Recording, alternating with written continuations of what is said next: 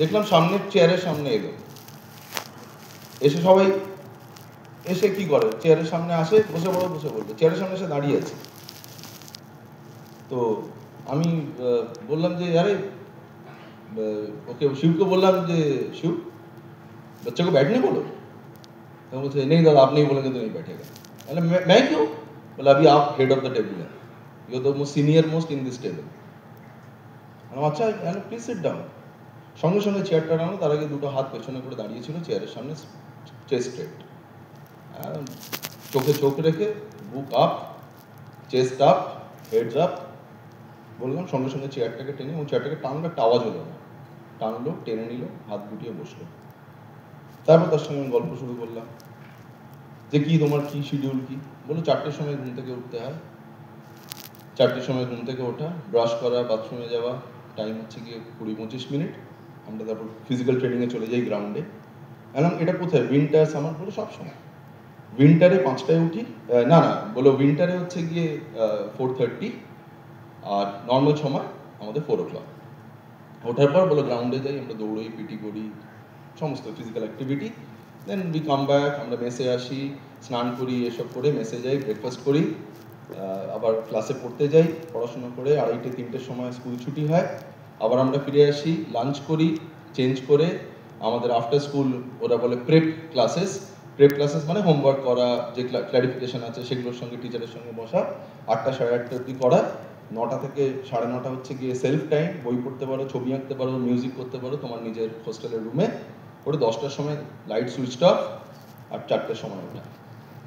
তো আমাদের এমডি ওকে জিজ্ঞেস করলো, বাচ্চা ছেলে, 13 বছরের ছেলে, আমি তো শুনে সারপ্রাইজড। আমার এমডি জিজ্ঞেস করলো ওকে যে কি হতে চায়? বলে ফাইটার পাইলট হতে চাই। আচ্ছা, তো আমি তখন ভাবলাম যে আচ্ছা বাচ্চা ছেলে এমনি বললো হয়তো ফাইটার পাইলট হতে চায়।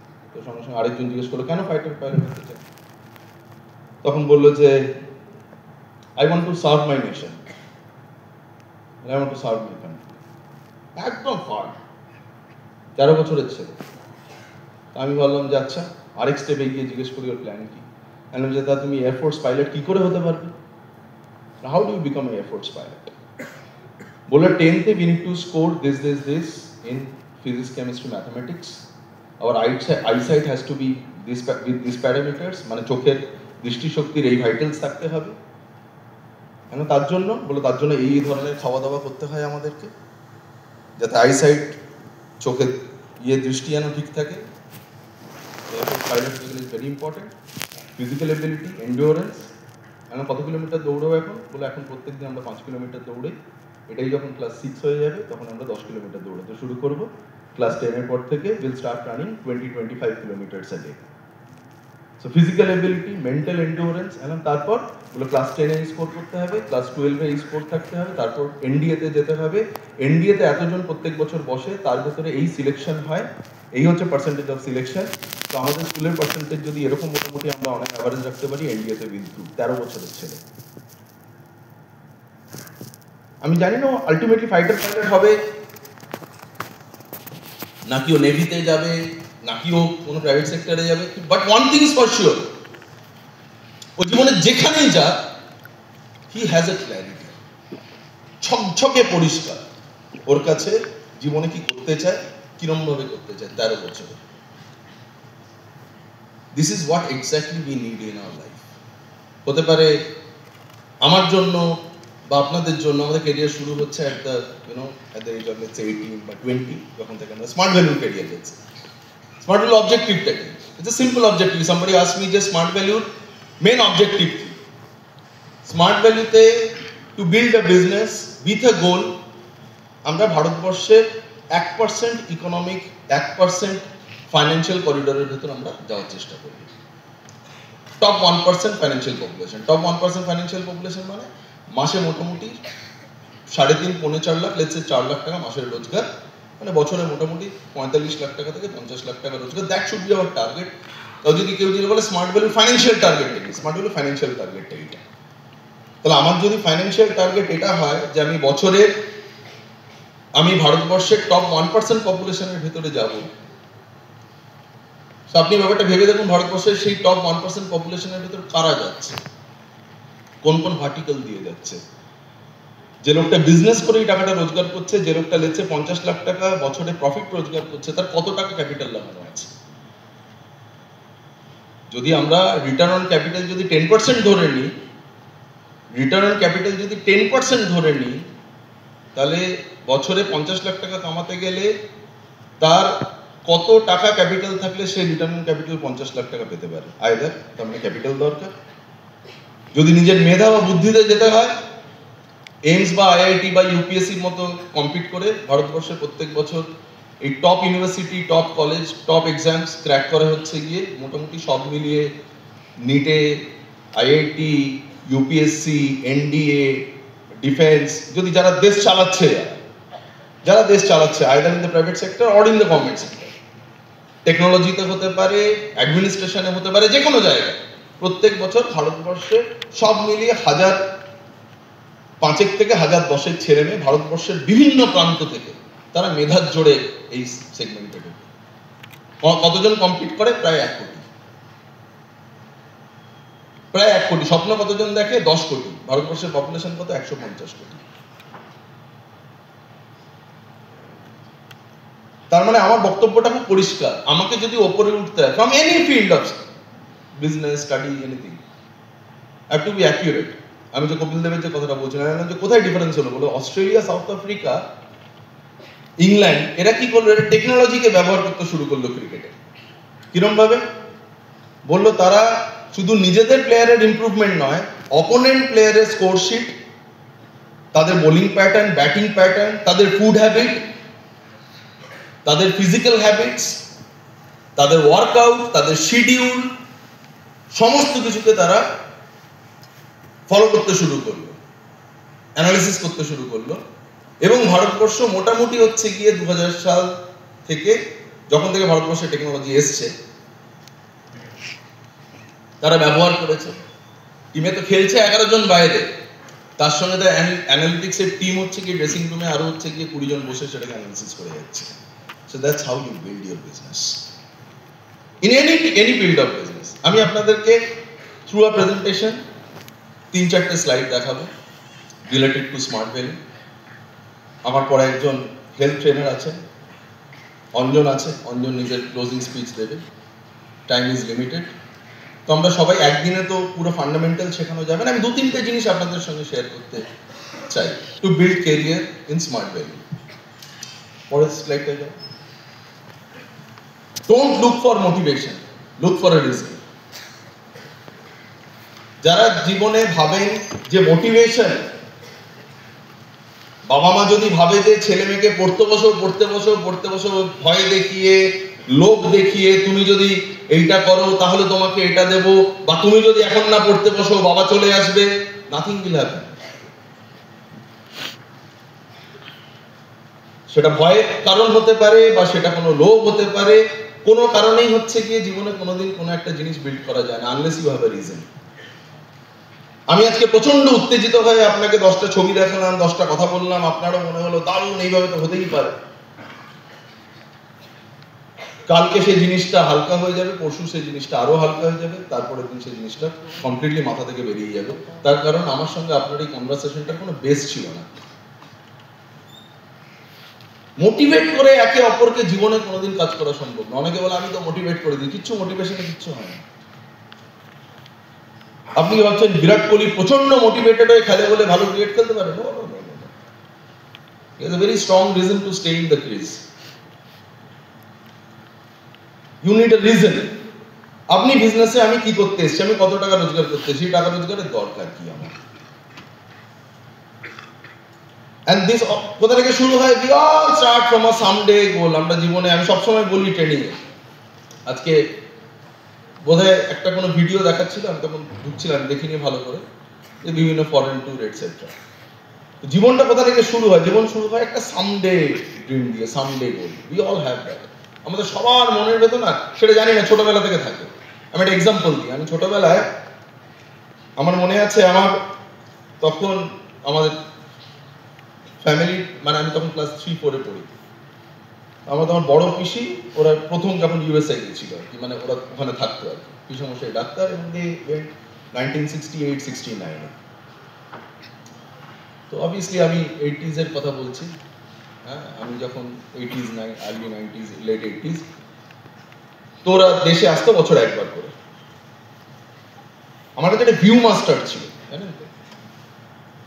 আমার বাবা সরকারি চাকরি করতেন, যাদবপুর ইঞ্জিনিয়ারিং কলেজ থেকে ইঞ্জিনিয়ারিং করেছে, আইটি থেকে পড়াশোনা করেছে, সিপিডব্লিউতে ছিলেন, হি ওয়াজ এ ভেরি সিনিয়র অফিসার। বিয়ের আগে অব্দি মা স্কুলে পড়িয়েছেন, কলেজে পড়িয়েছেন, তারপর মা ওয়াজ এ স্কুল টিচার ইনিশিয়ালি, দেন ওয়াজ এ কলেজ প্রফেসর। বিয়ের পর যা হয়, বাবা ট্রান্সফারেবল, যেহেতু সেন্ট্রাল গভর্নমেন্টে চাকরি করতেন, কখনো পোর্ট ব্লেয়ার, কখনো নেপা, কখনো নর্থ, কখনো সাউথ, বিভিন্ন জায়গায় গেছে, ঘুরেছে। তো মাও তার সঙ্গে সঙ্গে, তো সে আর চাকরি করেনি ভবিষ্যতে। তো তো আমার লাইফের এক্সপোজারটা খুব লিমিটেড ছিল। বাবা সরকারি চাকরি করতেন, come from very middle class family, হ্যাঁ, মাইন্ডসেট লিমিটেড, জীবনে চাকরি বা ব্যবসা মানে খুব খুব একটা বেসিক লিমিটেড মাইন্ডসেটের, পড়াশোনা করতে হবে, চাকরি করতে হবে, এই হচ্ছে মাইন্ডসেট। ভালো করে পড়াশোনা করলে ভালো চাকরি পাবে, খারাপ করে পড়াশোনা করলে খারাপ চাকরি, দ্যাটস অল। তো আমাকে না ওই আমার এই পিসি একবার একটা ভিউ মাস্টার দিয়েছিল। ভিউ মাস্টার মানে ছোট একটা খেলনা টাইপের, চোখে লাগানো যায়, তার ভিতরে ফিল্ম ঢোকানো যায়, ফিল্মগুলো একটা একটা করে ক্লিক করতে করতে করতে করতে বিভিন্ন ছবি দেখা যায়। তখন তো ইউটিউব, ইন্টারনেটের সমস্ত ছিল না। তো ভিউ মাস্টারে এরকম বিভিন্ন রিল পাওয়া যেত, এই মানে ফিল্মগুলো। তো তাতে মূলত আমেরিকা, ইউরোপ, বিভিন্ন দেশের বিভিন্ন ব্রিজ, শহর, মনিউমেন্ট, তার সমস্ত ছবি থাকতো। এবং আমার কাছে ওটা আমার সব থেকে পছন্দের খেলনা ছিল, আমার সব থেকে পছন্দের খেলনা, বিভিন্ন জায়গাতে। হ্যাঁ, স্ট্যাচু অফ লিবার্টি, আমি হাঁ করে ছবি দেখছি। আমি এটা বলছি ক্লাস 3 বা 4-এ। দূর দূর অব্দি আমি জানি না আমি ভবিষ্যতে কি করব। চাষ করবো না, মাছ ধরবো না, ফুটবল খেলবো, এবং উই হ্যাড নো গোল। আমাদের বাড়িতে মিডল ক্লাস ফ্যামিলিতে এত আলোচনা হয় না। We never discuss goals, we never discuss money. সারা জীবন এখন এই যে আমরা বিভিন্ন জায়গাতে কথাবার্তা বলতে যাই, হ্যাঁ, যে পড়াশুনো করুক, তার সঙ্গে সঙ্গে বিজনেস করুক, most of the middle class family যখন আমি কথা বলেছি, বা এখনকার দিনেও, না না আমার ছেলে মেয়ে তো এখন হচ্ছে আমার ছেলে এখন পড়াশোনা করবে, পড়াশোনা টাইমে টাকা পয়সার কোনো দরকার নেই, বাবা মা বেঁচে থাকতে থাকতে টাকা পয়সার কোনো দরকার নেই, বেসিক্যালি পঙ্গু বানাচ্ছি পরের জেনারেশনকে। সেই বাবা মাই যেদিন 24 বছর বয়স হয়ে যাবে বলবে যে কতদিন আর বাবার হোটেলে বসে বসে খাবে। যে বাড়িতে 20 বছর, 21 বছর, 18 বছর, 16 বছর, 12 বছর বয়সে টাকার নাম উচ্চারণ করা একটা অপরাধ ছিল, কে তোমাকে টাকা টাকা করতে বলেছে? পাকা পাকা কথা।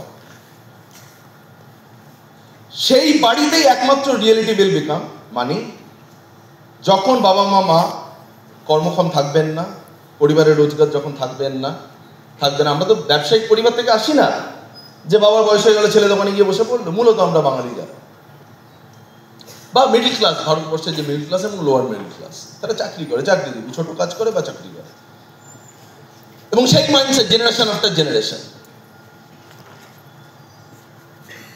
তো উইথ দ্যাট লিমিটেড মাইন্ডসেট আমার তো এক্সপোজার নেই লাইফে, কোনোদিন আলোচনা হয় না। আমি যদি বলি যে ছোটবেলায় যে একটা আমি গাড়ি কিনবো, হ্যাঁ গাড়ি কিনবে, মন দিয়ে পড়াশোনা করো, কেউ বলে না যে ওই গাড়িটা কিনতে গেলে কত দাম লাগে, ওই গাড়িটা তুমি যদি কোন বয়সে কিনবে, সেই বয়সে কিনতে গেলে কত টাকা ডাউন পেমেন্ট করতে হয়, তার জন্য কি রোজগার করতে হবে। Nobody ask us this question. তখন তারা সেটা করেই না। জীবনে কি করতে চাও? আমি একটা বড় বাড়ি কিনতে চাই। হ্যাঁ একদম, তুমি এখন পড়তে বসো। বড় বাড়ি কিনতে চাই, এখন পড়তে বসো। কোন পড়াটা পড়তে হবে, যেটা পড়লে এই টাকাটা রোজগার করা যায়, কোথায় বাড়িটা কিনবো, সেই বাড়ির আজকে যদি জমির দাম এত টাকা পার কাঠা থাকে, 10 বছর পর কত টাকা হতে পারে, সেই জমিটা কিভাবে কিনতে পারি, তার কোনো ফাইন্যান্সিয়াল প্ল্যানিং ছোটবেলা থেকে হয় না। That's the only difference between a business family and a middle class family. That's why you don't make money. আমার তো কোনো গোল নেই এবং কোনো রিজনও নেই। এবং একটা সময়ের পর বাবা মা, প্রথমে সরকারকে দোষ দেবো, তারপর বাবা মাকে দোষ দেবো, তারপর নিজের কপালকে দোষ দিতে দিতে মারা যাবো। বলবো যে ভগবান আমার সঙ্গে সব খারাপ কাজ করেছে। ভগবান আপনাকে ইকুয়াল অপরচুনিটি দিয়েছিল। আমি ভিউ মাস্টারে বিভিন্ন ছবি দেখতাম এবং আমি ভাবতাম যে এখানে কি করে যায়। আমার আই হ্যাড নো আইডিয়া, সেটা বলার মতো আমার কাছে কেউ ছিল না। আমার মনে আছে ক্লাস 3 বা 4-এ পড়ি, একবার ওরা পিসেমশাই ওরা না তখন চলে যাচ্ছে, ওরা আমেরিকা ফেরত যাচ্ছে। I had no idea America কোথায়, কাকে কোথায়, কিভাবে কোথায় যায়। এবং তখন এয়ারপোর্টে, কলকাতা এয়ারপোর্টে ঢুকতে দিত ভেতরে একটা বারান্দা ছিল, এই বারান্দাটার সামনে প্লেনটা দাঁড়াতো, তো আপনি বারান্দায় দাঁড়িয়ে চা খেতে খেতে ওরা প্লেনের সামনে সিঁড়ি দিয়ে উঠতো এবং টাটা হাত নাড়তে পারতেন, তো সামনে থেকে দেখা যেত। আমার এখনো ওই ছবিটা মনে আছে, তখন আমি ক্লাস 3-4-এ পড়তাম। এয়ার ইন্ডিয়ার একটা প্লেন, ওরা সবাই হাত নেড়ে উঠে যাচ্ছে, আমি হাঁ করে দেখছি এই প্লেনটা উড়ে যাবে, উড়ে চলে যাবে। ওর প্লেনটা ছিল কলকাতা থেকে লন্ডন, লন্ডন থেকে নিউ ইয়র্ক, নিউ ইয়র্ক থেকে তারপর ওরা যেখানে থাকতো ফ্লিন্টে থাকতো মেমফিসে, তারপর আরেকটা ফ্লাইট চেঞ্জ করে দিতে হবে। আমি ভাবছি এই ফ্লাইটটা লন্ডন যায়, আমি মাথা নিচু করে দেখছি কারা যায়, কিভাবে যায়, কেন যায়, আমি কি করে যেতে পারবো, কোনো আইডিয়া নেই। বাট আমার কাছে ওই মেমোরিটা আজও অবধি হচ্ছে গিয়ে আমার মাথার ভেতরে আছে।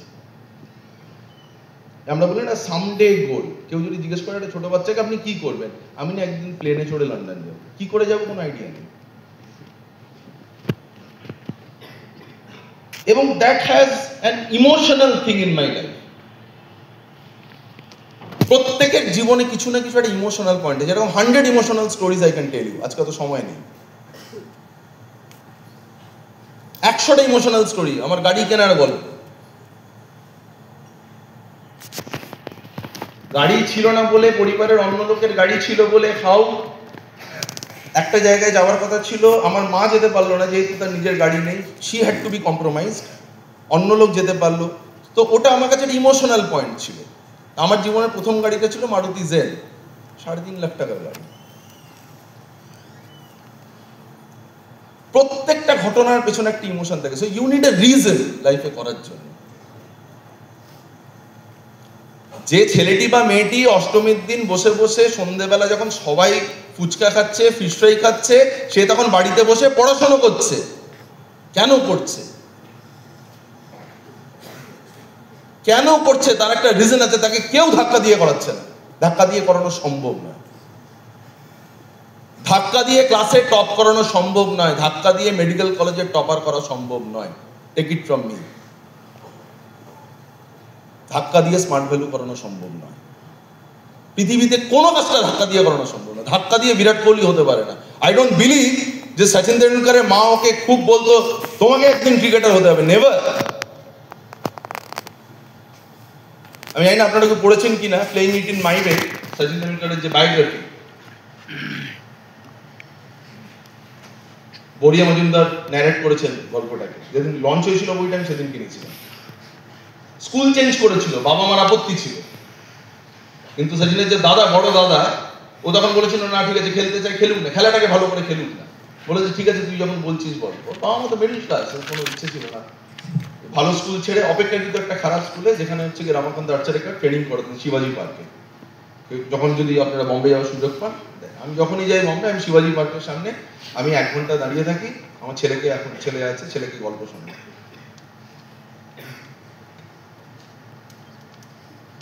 যখন মানে ওই পেয়েছিল সচিন তেন্ডুলকার, যখন হায়েস্ট সিভিলিয়ান অ্যাওয়ার্ড পেয়েছিল ভারতবর্ষে প্রেসিডেন্ট, রাষ্ট্রপতির থেকে, তাকে তখন বলা হয়েছিল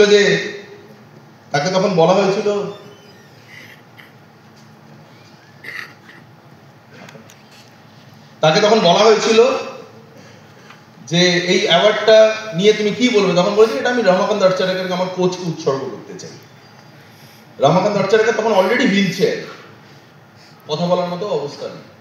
রমাকান্ত আর্চারেকারকে ওই কথাটা যখন বলা হয় যে এরকম আপনি জানেন আপনার ছাত্র, আপনার খুব প্রিয় ছাত্র সচিন তেন্ডুলকার ভারতবর্ষের সর্বোচ্চ সম্মান পেয়েছেন এবং সেই সম্মানটা উনি আপনাকে উৎসর্গ করেছেন, তা আপনি এটা নিয়ে কি বলতে চান যে এত বড় ক্রিকেটার আপনি তৈরি করেছেন।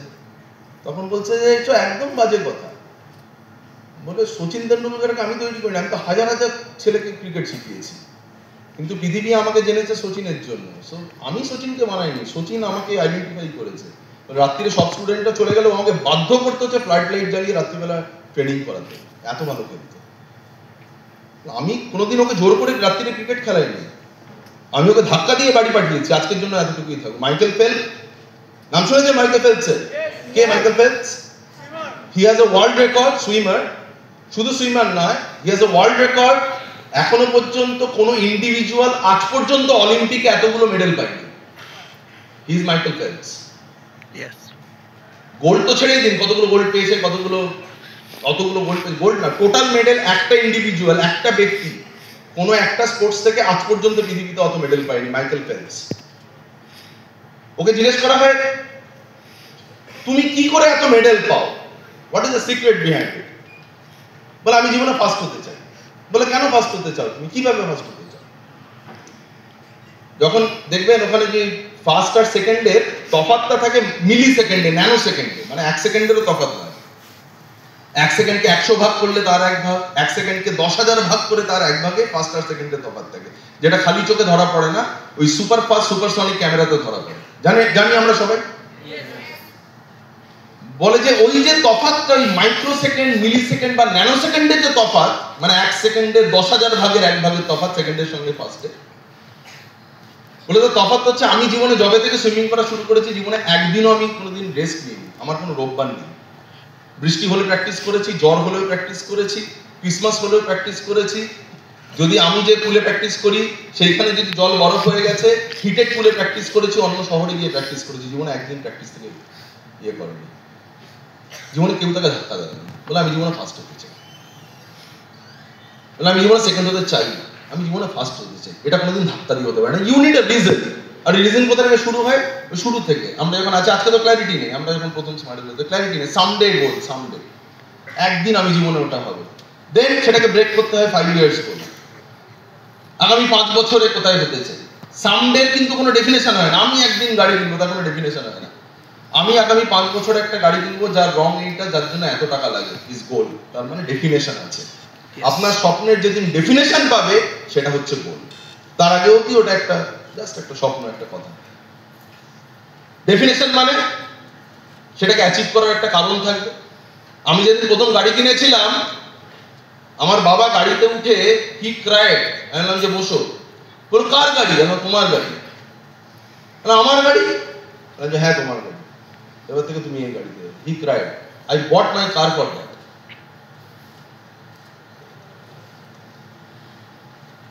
ওই মোমেন্টটার জন্য আমি গাড়ি কিনেছিলাম। আপনি বলবেন 10টা লোক রিজেক্ট করেছিল, তাতে কিছু এসে যায় না তো। I was running for something else. 10টা লোক কেন, 1000 লোক রিজেক্ট করুন, তাতে কি এসে যায়?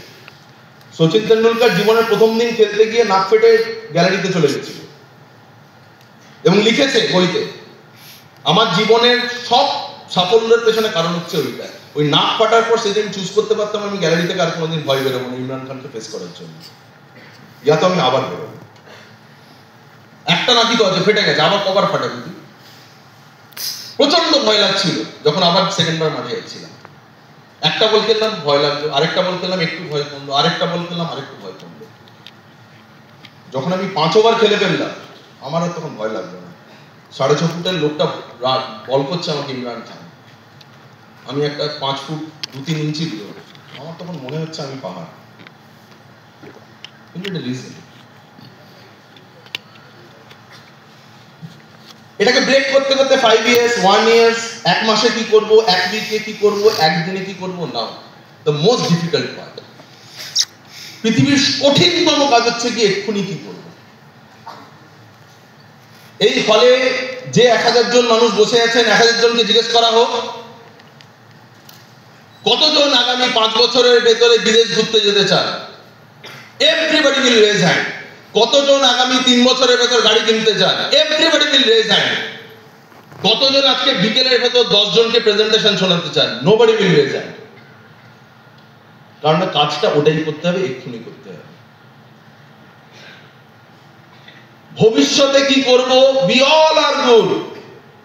ফেসবুকে লিখতে বলো, সমাজ চেঞ্জ করতে বলো, সবকিছু করে ফেলতে বলো, আমরা সব আছি। কিন্তু যখন ফিজিক্যাল এফর্ট দেওয়ার কথাটা আসবে এক্ষুনি, এখন আমার কি করণীয় আছে, তার মানে যদি 5 বছর পরে আমাকে ওইটায় যেতে হয়, 10 তলায় উঠতে হয়, এক্ষুনি আমাকে একটা সিঁড়ি ভাঙতে হবে। সেই একটা সিঁড়ি ভাঙতে গেলে এফর্ট লাগে, ওই এফর্টটা দরকার। ওই এফর্টটা কিন্তু ফিজিক্যাল এফর্ট না, ওই এফর্টটা মেন্টাল এফর্ট দরকার। ওটাই ওই আইসটা যেটা মাথার ভেতরে আছে। এক্ষুনি বছরের শুরুতে যখন বইটা পাই কি ভাবি, আরে 1 বছর সময় আছে। আর যে ক্লাসে ফার্স্ট হয় সেভাবে আজকে যদি আমি এই দুটো পাতা না পড়ি, এই সপ্তাহে আমার এই চ্যাপ্টারটা শেষ হবে না, অর্ধেক বছরের ভিতর পুরো সিলেবাসটা আমার একবারে শেষ হবে না, অর্ধেক বছরে যদি পুরো সিলেবাসটা একবার শেষ করি, বাকি বছরটাকে পুরো সিলেবাসটাকে 10 বার ধরে রিভাইজ করবো, তখন সেই লোকটা গিয়ে ক্লাসে ফার্স্ট হয়। আর আমি জীবনের প্রথমবারে সিলেবাসের প্রথম চ্যাপ্টারটা পড়ছি পরীক্ষার 13 ঘন্টা আগে। কম্পিটিশনটাই তো আনফেয়ার। আমি তো আইনস্টাইন নই, বা যে ফার্স্ট হচ্ছে সেও আইনস্টাইন নয়, এবং সে জানে খুব ভালো করে সে আইনস্টাইন নয়। সে জানে যে আমাকে 7 বছর পড়তে হবে। ও চালাক নয়, ও বোকা, এবং সে জানে ওটা বোকা। আমি পড়তে হবে, লড়তে হবে। আপনি যদি আজকে ক্যারিয়ার বিল্ড করতে চান আগামী 5 বছরের জন্য, আজকে একটু গো